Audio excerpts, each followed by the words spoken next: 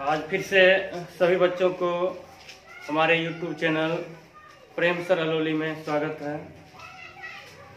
पिछली क्लास में हमने चैप्टर नंबर 1 का लघुत्तरीय प्रश्न उत्तर 1, 2 और 3 हल करवा दिए थे। आज लघुत्तरीय का प्रश्न संख्या 4 और 5 को सॉल्यूशन करवाते हैं। तो प्रश्न नंबर 4 है, भारत के किन भागों में नदी डेल्टा का विकास हुआ है। नदी डेल्टा का विकास हुआ है और यहाँ की मृदा की विशेषताएं क्या है।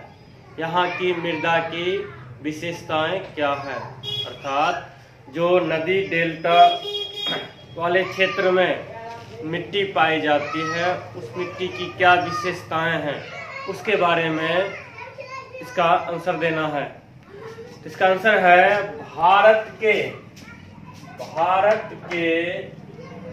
पूर्वी तटीय भागों में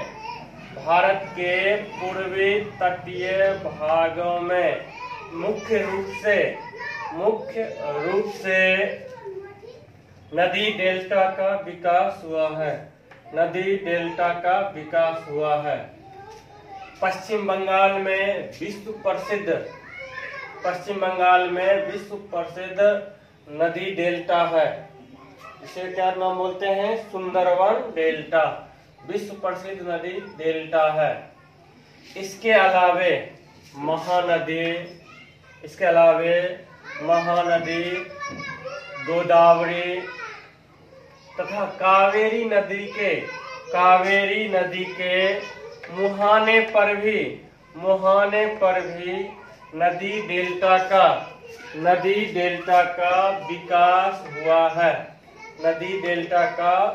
विकास हुआ है। भारत के पूर्वी तटीय भागों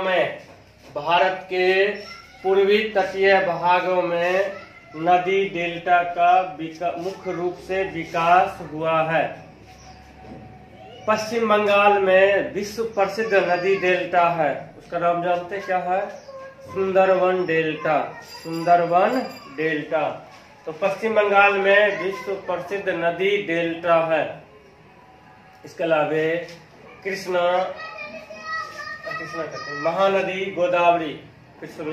महानदी गोदावरी और कावेरी नदी के मुहाने पर भी नदी डेल्टा का विकास हुआ है। अब है इस मृदा, दूसरा स्टेज है क्वेश्चन का, इस मृदा की विशेषताएं क्या है। तो इस मृदा की मुख्य विशेषता यह है कि यहाँ नवीन जलोढ़ मिट्टी पाई जाती है। नवीन जलोढ़, दो प्रकार की जलोढ़ मिट्टी होती है, नवीन और प्राचीन, जिसे खादर और बांगर बोला जाता है। यहाँ कौन सा मिट्टी है, नवीन जलोढ़ मिट्टी पाई जाती है। यह मृदा अन्य मृदा अर्थात सभी मृदाओं की अपेक्षा सबसे उपजाऊ मानी जाती है, सबसे अधिक उपजाऊ मानी जाती है। कौन सा मृदा, जलोढ़ मृदा सबसे अधिक उपजाऊ मृदा मानी जाती है। इस मृदा में मैग्नीशियम, पोटाश, चूना तथा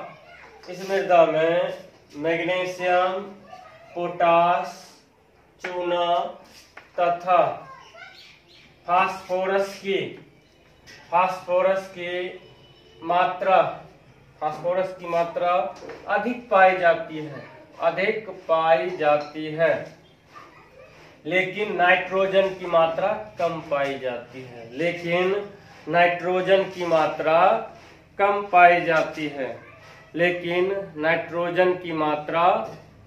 पाई जाती है। इस मृदा की मुख्य फसलें गेहूं, मक्का, जूट, दलहन। गेहूं, मक्का, जूट, दलहन इत्यादि हैं। दलहन में जिससे दाल का निर्माण होता, जैसे सरसों कहते हैं, मूंग, अरहर इत्यादि। तो पहला प्रश्न था, फिर सुनिए, भारत के किन क्षेत्रों में नदी डेल्टा का विकास हुआ है और यहाँ पाए जाने वाली मृदा की मुख्य विशेषताएं क्या है? आंसर है, भारत के पूर्वी तटीय भागों में, भारत के पूर्वी तटीय भागों में नदी डेल्टा का विकास हुआ है। भारत के पूर्वी तटीय भागों में नदी डेल्टा का विकास हुआ है। पश्चिम बंगाल में विश्व प्रसिद्ध नदी डेल्टा स्थित है। इसके अलावे गोदावरी, महानदी और कावेरी नदी के मुहाने पर भी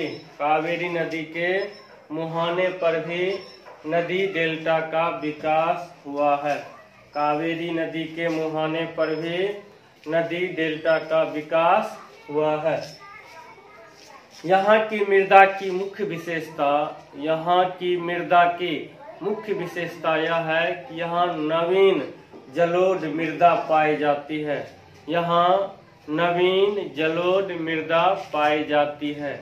जो कि काफी उपजाऊ मानी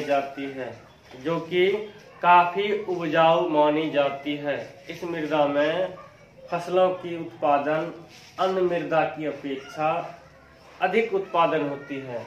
यह सबसे अधिक उपजाऊ मृदा मानी जाती है। इस मृदा में मुख्य रूप से मैग्नीशियम, पोटाश, चूना पत्थर तथा फास्फोरस की मात्रा अधिक पाई जाती है, लेकिन नाइट्रोजन की मात्रा बहुत ही कम पाई जाती है। इस मृदा की मुख्य फसलों में गेहूं, मक्का, जूट, दलहन इत्यादि हैं। ये था नदी मुख्य रूप से जलोढ़ मृदा के बारे में, जो जलोढ़ मृदा बताए थे। जलोढ़ मृदा ही यहाँ पाई जाती है भारत के पूर्वी तटीय भागों में, जहाँ नदी डेल्टा का विकास हुआ है। भारत में या विश्व में सबसे प्रसिद्ध नदी डेल्टा कहाँ है? उसका आंसर होगा पश्चिम बंगाल। उसका नाम क्या है? सुंदरवन डेल्टा। यहाँ विश्व प्रसिद्ध नदी डेल्टा का विकास हुआ है। अब अगला क्वेश्चन नंबर 5। फसल चक्रण मृदा संरक्षण में किस प्रकार सहायक है? फसल चक्रण क्या होता है? तो खेतों में फसलों को बदल कर बोने की प्रक्रिया, अर्थात फसलों को बार बार बदल कर बोने की प्रक्रिया को फसल चक्रण विधि कहते हैं। बोने की प्रक्रिया को फसल चक्रण विधि कहते हैं। फसल चक्रण विधि से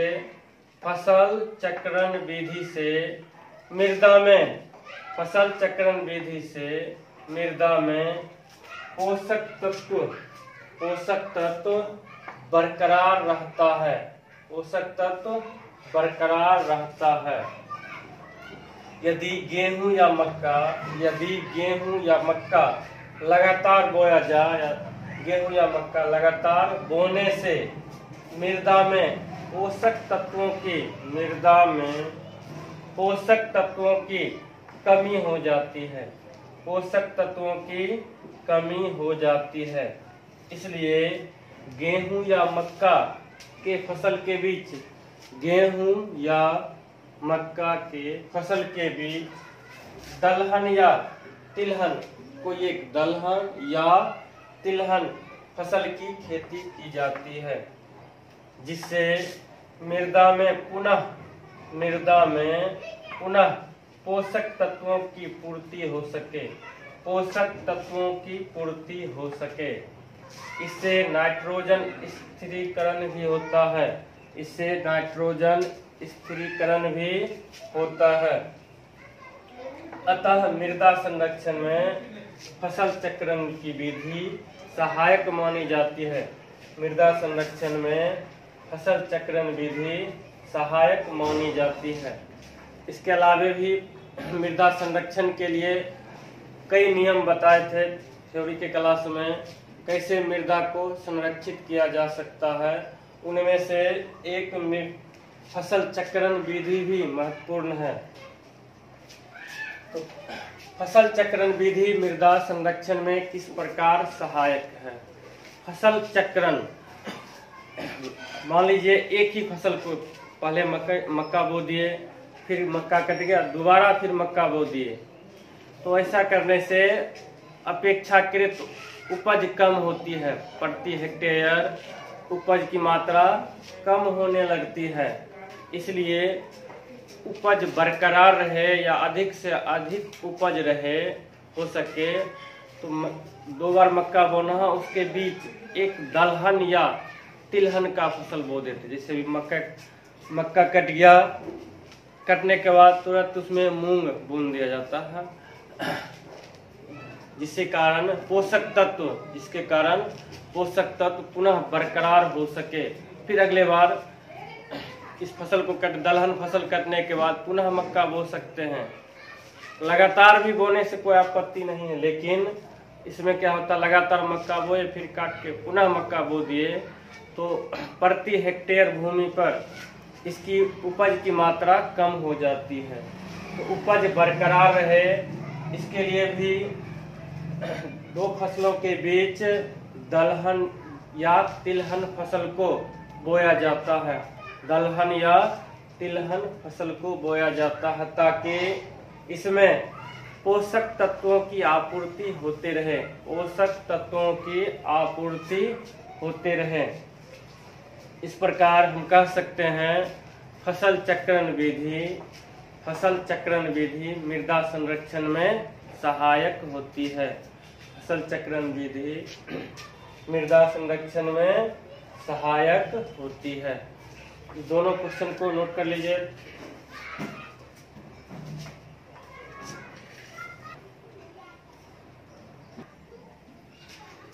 अब है दीर्घोत्तरीय का प्रश्न संख्या 1।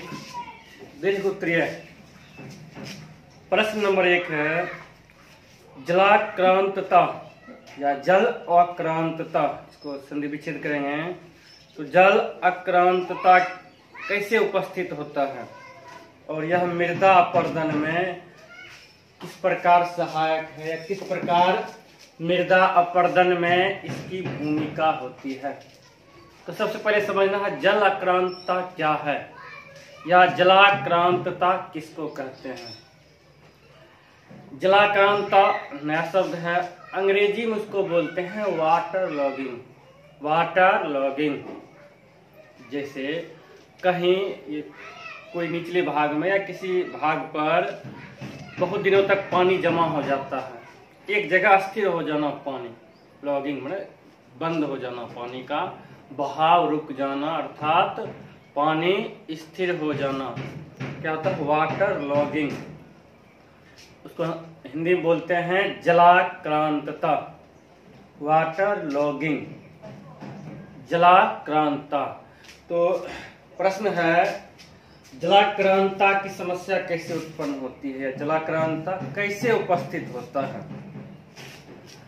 और मृदा अपर्दन में इसकी क्या भूमिका होती है। क्यों जलाक्रांतता की समस्या उत्पन्न होती है और मृदा अपर्दन में इसकी क्या भूमिका है, किस प्रकार से यह मृदा अपर्दित करता है। इसका आंसर है अति सिंचन से जलाक्रांता की समस्या, अति सिंचन से जलाक्रांता की समस्या उत्पन्न होती है। अति सिंचन से जलाक्रांता की समस्या उत्पन्न होती है। पंजाब, हरियाणा तथा पश्चिमी उत्तर प्रदेश, पंजाब, हरियाणा तथा पश्चिमी उत्तर प्रदेश में अधिक सिंचाई से भूमि निम्नीकरण की समस्या उत्पन्न हो गई। भूमि निम्नीकरण की समस्या उत्पन्न हो गई, जो मृदा अपरदन में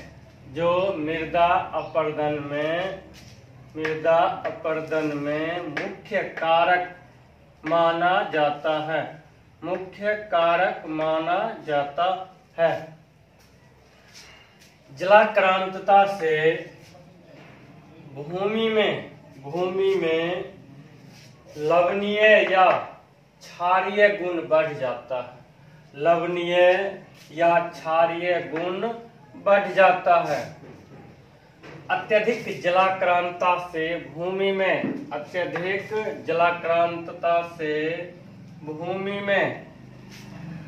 लवण की मात्रा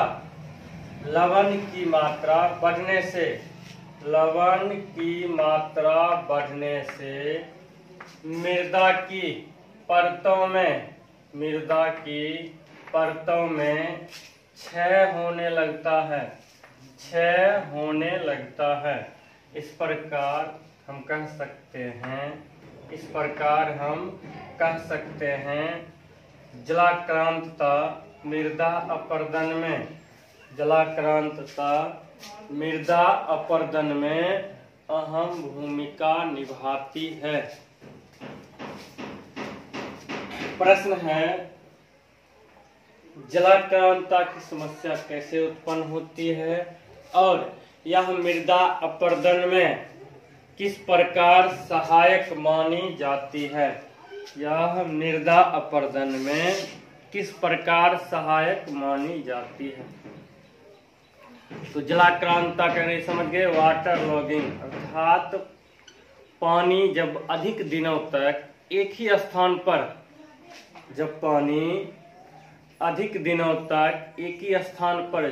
जमा रहता है, या स्थिर रहता है, तब उसे क्या होता है? जलाक्रांतता कहते हैं। माने एक जगह स्थिर हो जाना, जल का एक ही स्थान पर स्थिर हो जाना जलाक्रांतता कहलाता है। तो अति सिंचन से, सिंचन का अर्थ है सिंचाई, खेतों में अधिक सिंचाई से या अति सिंचन से जलाक्रांतता की समस्या उत्पन्न होती है। अति सिंचन से जलाक्रांतता की समस्या उत्पन्न होती है। खेतों में यदि बार-बार सिंचाई करेंगे तो पानी क्या होता है? जमा हो जाएगी एक जगह और पानी बाहर नहीं निकल पाएगी, खेत से बाहर नहीं निकल पाएगी, जिससे खेतों में पानी बहुत दिनों तक जमा हो जाती है। तो अति सिंचन से क्या होगा? अति सिंचन से जलाक्रांतता की समस्या उत्पन्न होती है। पंजाब, हरियाणा तथा पश्चिमी उत्तर प्रदेश, पंजाब, हरियाणा तथा पश्चिमी उत्तर प्रदेश में सिंचाई के कारण, अधिक सिंचाई के कारण भूमि निम्नीकरण की समस्या उत्पन्न हो गई। भूमि निम्नीकरण की समस्या उत्पन्न हो गई। अधिक सिंचाई इसलिए किया जा रहा था कि अधिक पैदावार हो सके, कम समय में अधिक पैदावार हो सके। इस होड़ में सभी किसान अपने अपने खेतों में अधिक सिंचाई करने लगे ताकि फसल कम समय में उत्पादित हो सके और अधिक उत्पादित हो सके। इसी ख्याल को लेकर किसान, पंजाब के किसान, हरियाणा के किसान या पश्चिमी उत्तर प्रदेश के किसान सिंचाई अधिक करने लगे। तो कोई भी चीज़ अति नहीं होना चाहिए, अति से उसका कुछ हानिकारक प्रभाव भी पड़ता है या दुष्प्रभाव पड़ता है। वही प्रभाव यहाँ पर पंजाब के खेतों में, हरियाणा के खेतों में और पश्चिमी उत्तर प्रदेश के खेतों में वहाँ के किसान अब बार बार सिंचाई करने लगे, जिससे भूमि निम्नीकरण की समस्या उत्पन्न हो गई। भूमि निम्नीकरण की समस्या उत्पन्न हो गई, जो मृदा अपरदन का मुख्य कारक माना जाता है। भूमि निम्नीकरण मृदा अपरदन का मुख्य कारक माना जाता है। जलाक्रांतता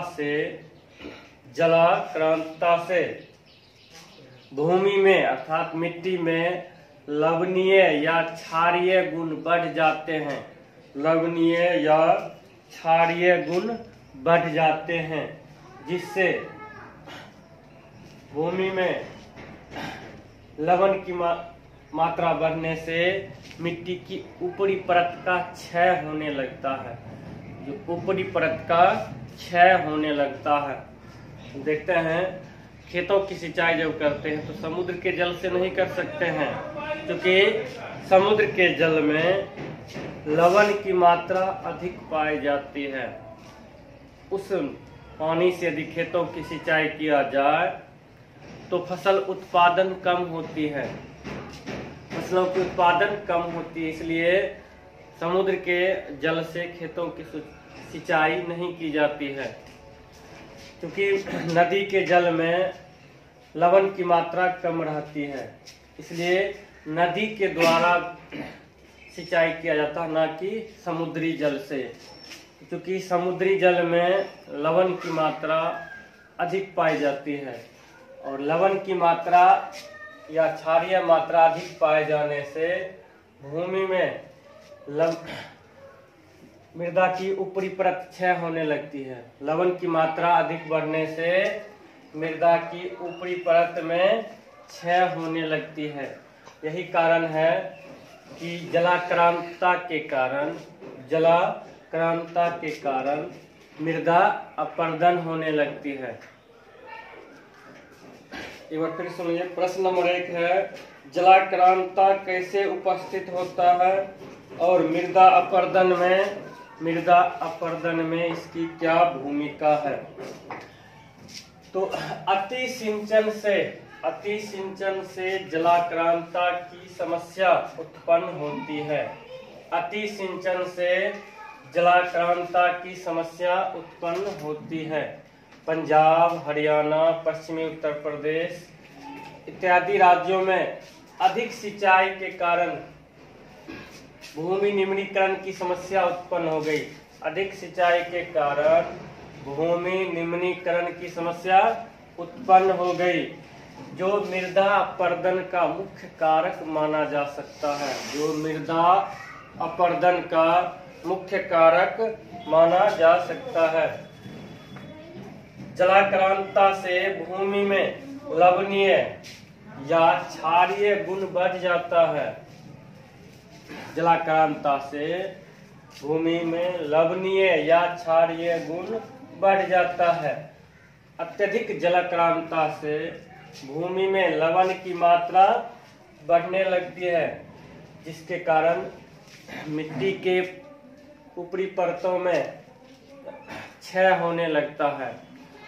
तो बोले थे मृदा अपरदन कैसे होता है, जब मिट्टी की ऊपरी परत किसी अपरदन कारक द्वारा एक स्थान से दूसरे स्थान तक बहा ले जाना ही मृदा अपरदन होता है। यहाँ भी क्या होता है, मिट्टी की ऊपरी परत का क्षय होने लगता है। इस प्रकार हम कह सकते हैं मृदा अपरदन में जलाक्रांतता की अहम भूमिका होती है। अर्थात मृदा अपर्दन में जलाक्रांता एक प्रमुख कारक माना जा सकता है। तो उम्मीद करते हैं ये प्रश्न उत्तर समझ गए होंगे और नेक्स्ट क्लास में अगला दीर्घ उत्तरीय हल करेंगे। तब तक इसे नोट कर लीजिए और इसे याद कर लीजिए।